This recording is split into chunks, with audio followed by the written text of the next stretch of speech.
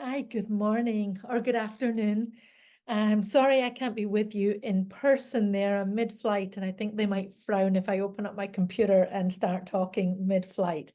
But I do want to share with you just some thoughts as you move forward into expanding the phenomenal work that your team are doing on 5 Bravo and moving that into the ICU.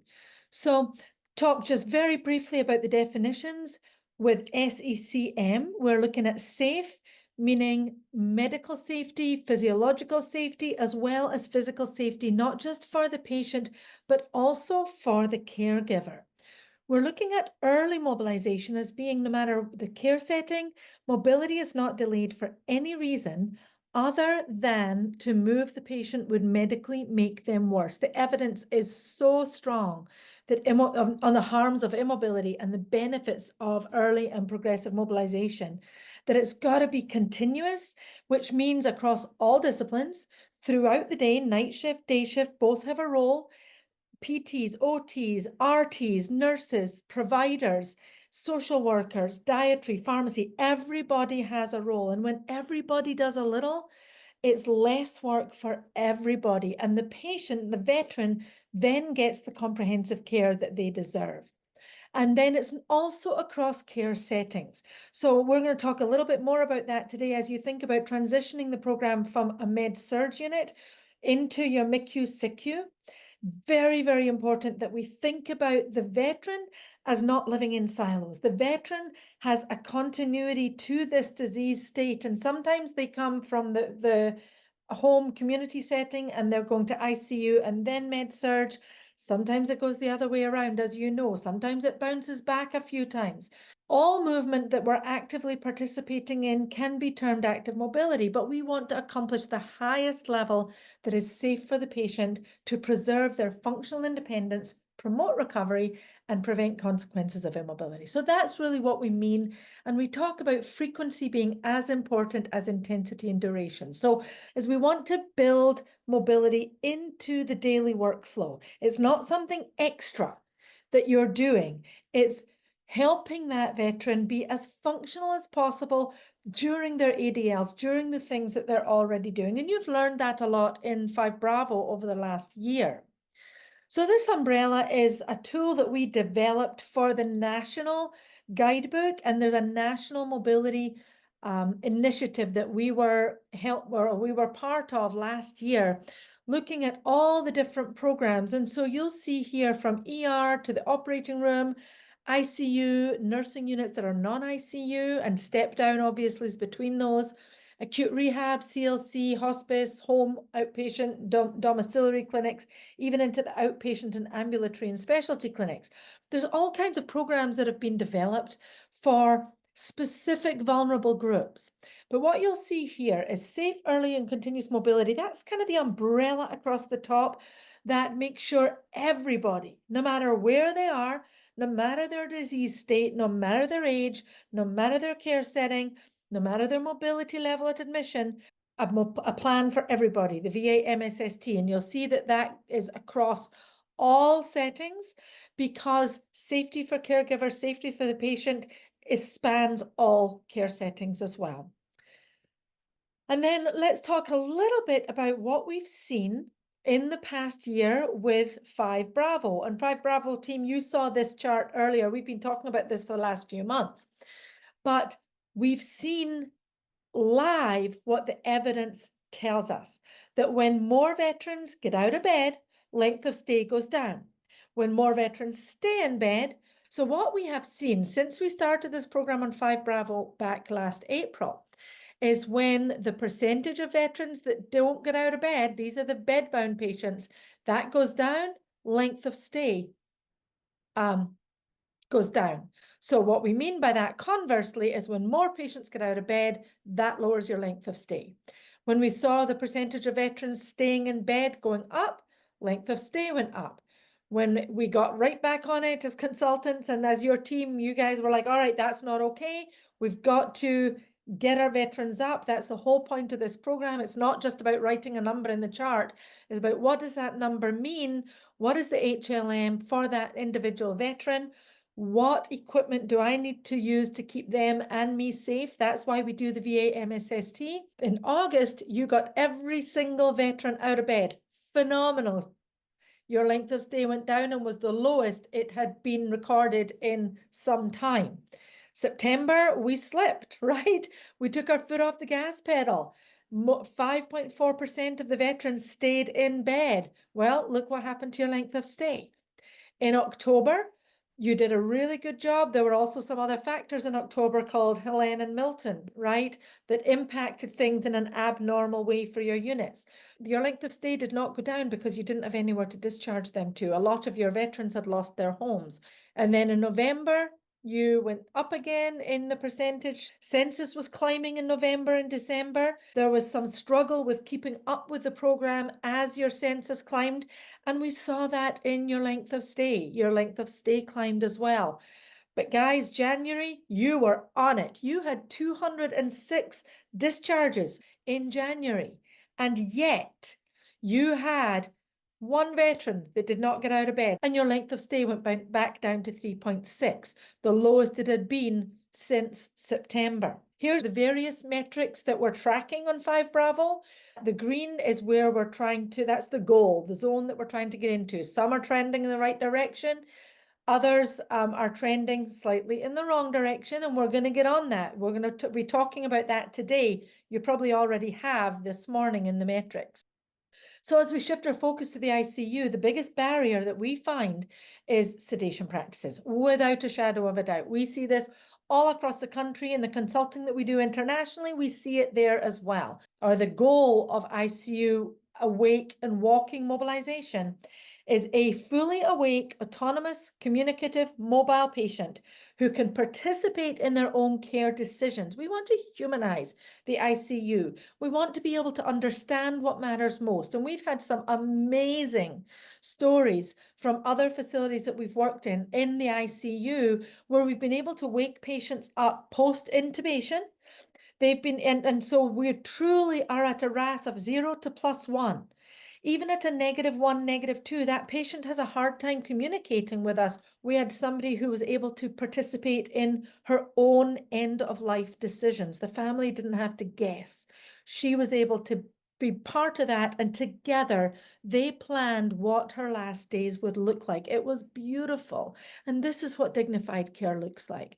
We've seen patients communicate that they miss their dogs, and the facilities were able, as long as the dogs were fully vaccinated, to bring their dogs in to be with them in the ICU. We've had people up walking day 0 where they did not get weak. They didn't acquire ICU acquired weakness. They didn't acquire delirium because they were never sedated in the first place. Their pain, their anxiety were managed with other medications, and they may have had very small doses of sedation, but with the least damaging for the least amount of time and the least amount, and usually leaning towards Precedex rather than your propofol Versed, especially your continuous IV drips. So least harmful, smallest amount for the least amount of time possible. Using mobility to help clear their delirium, helping them with agitation toolkits, with orientation to their ET tube. It prevents delirium, it prevents ICU-acquired weakness, it prevents long-term PICS and PTSD. This is a very, very real problem affecting as many as 80% of our ICU patients. It also decreases the cost of care, length of stay in the ICU and in the hospital, vent days, ventilator-associated events or VAPs, and acute lung injury.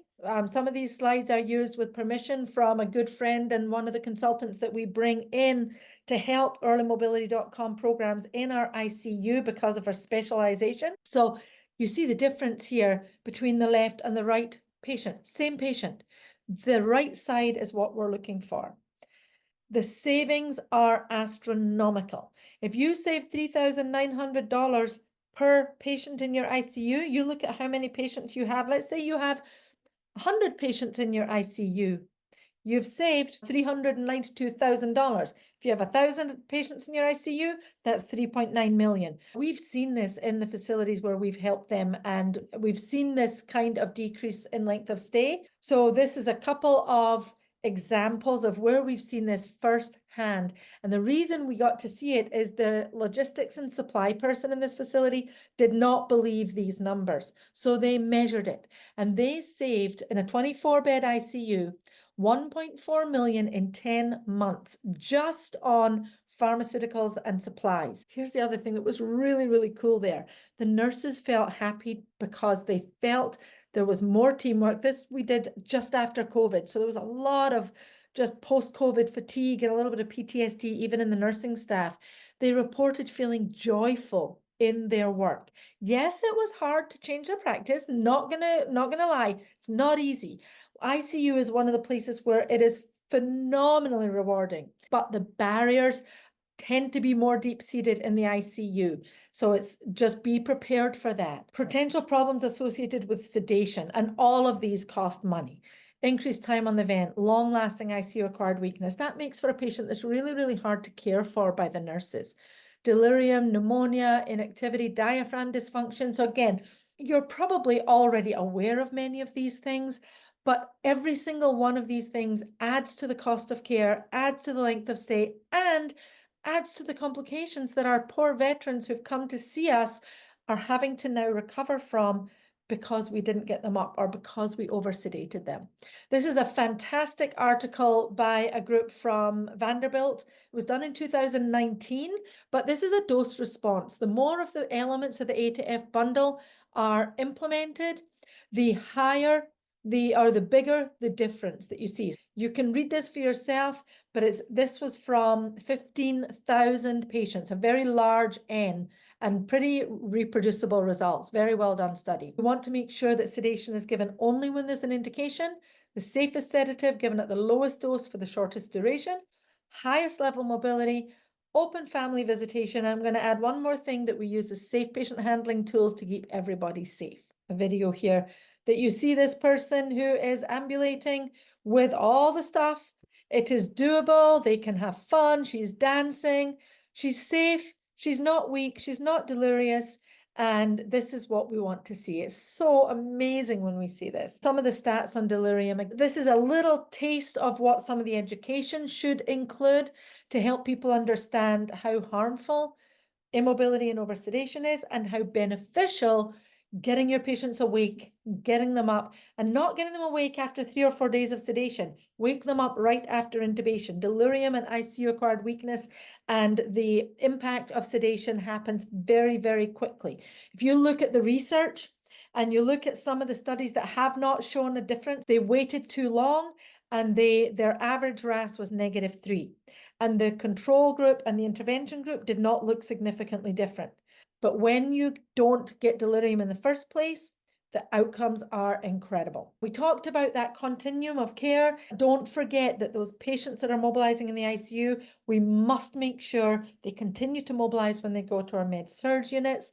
This is some of the data on hospital-acquired deconditioning outside of the ICU. We've already seen great improvements in your 5 Bravo.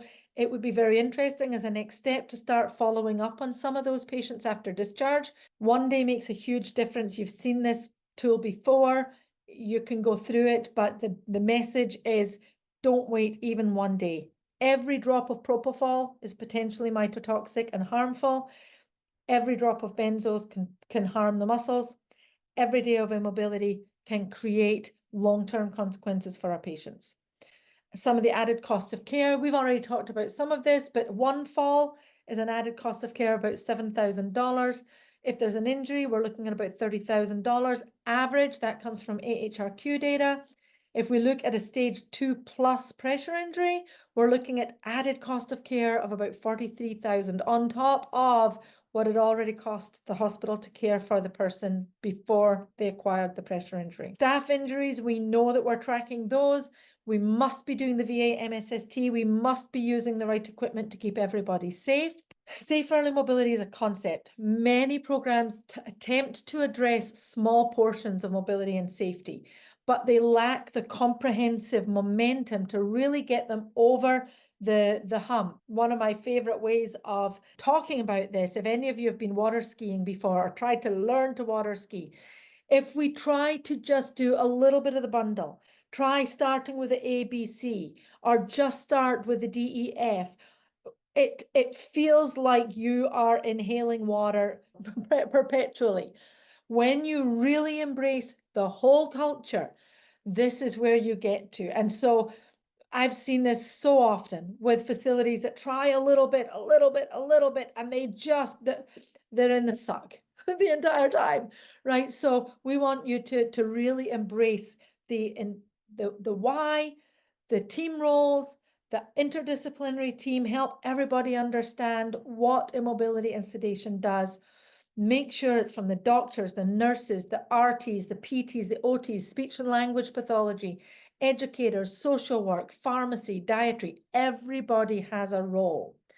And ensure all team members understand their role. That's a lot of the education we do when we come in and support these programs, is really spending time with each group, and then we bring each group together to work in sim training. There's lots of tools available, webinars, know your role tools, agitation toolkits, and some of this will be in the National Guidebook that we are helping and spearheading to hopefully be ready for publishing in April or May. So again, the recommendations: embrace the culture change. Question the indication for sedation on every patient, intubated and not. Even in your med-surg patients, there's a lot of undiagnosed delirium, especially with huge Ativan use, antihistamine use. Anything that depresses the central nervous system can create delirium in your non-ICU patients as well. Those are going to increase your risk for falling in those patients. And just like the dashboard that we have for med-surg, we would add some additional things for the ICU that are going to help you track those RAS, CAM, unable to assess, highest level of mobility, VA-MSST, ventilator-associated pneumonias, vent days, all of that stuff. Make sure you do your VA-MSST and use the equipment to keep everybody safe. Commit to accountability for all your teammates. Your patients' lives literally depend on it. And not just the life that you save, but the life they have left to live with what you saved in the ICU. Some of our patient survivors have told us, "You saved my life, but you ruined my life." And that just breaks my heart. Celebrate successes and help staff see how much difference their work has made. So I'm going to jump off now. I know you may have questions. I am in the air, so I'm not able to answer those right now as you're watching this. But if there's any questions that come up that are not answered in this meeting right now, I will get back with you later and we will make sure that they get answered. So thank you all. Continue the fantastic work and we will be cheering you on. Hopefully, if we get funded next year, we can come back in and continue to support. But I'll let you continue the rest of the conversation today. Thank you all.